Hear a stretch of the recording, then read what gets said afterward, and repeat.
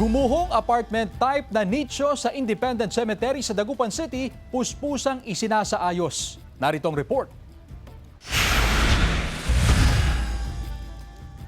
Noong buwan ng Agosto ngayong taon, matatanda ang gumuho ang apartment type na mga nichong ito sa Independent Cemetery sa Barangay Poblacion Oeste, Dagupan City. Bunsod ito ng tuloy-tuloy na pag-ulan na naranasan sa syudad. Ayon sa caretaker ng sementeryo, 48 na mga nicho ang naapektuhan sa pagguho. Ngayon, ito na ang itsura nito. Tuluyan ng giniba maging ang mga kalapit nitong nitso.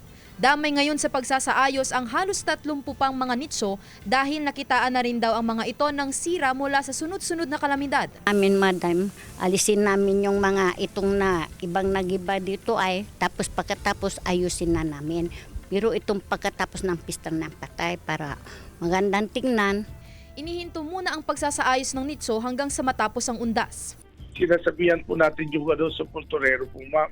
Kasi po kung maalala niyo po, from August naman po, tuloy-tuloy pa rin po yung tagulan po. May mga bagyo pa rin na umano. Kaya hindi po basta-basta na maano po yun kasi malaking gastusin po yung... Ang mga labi ng namayapa mula sa mga gumuhong nitso ay pansamantala munang inilagay sa sako at garbage bag at nakatakda ang mga ito na ilagay sa gagawing bone deposit upang may pagtirikan ng kandila ang mga kamag-anak. Tiniyak naman ng caretaker na nakalista ang pangalan ng mga namayapa upang hindi magkalituhan kung hahanapin ang mga ito ng mga kaanak.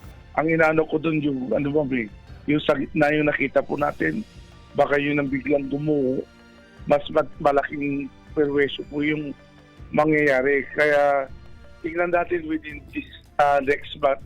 Kasama si Jing Dakanay, Sandy Salvacio, One North, Central Luzon.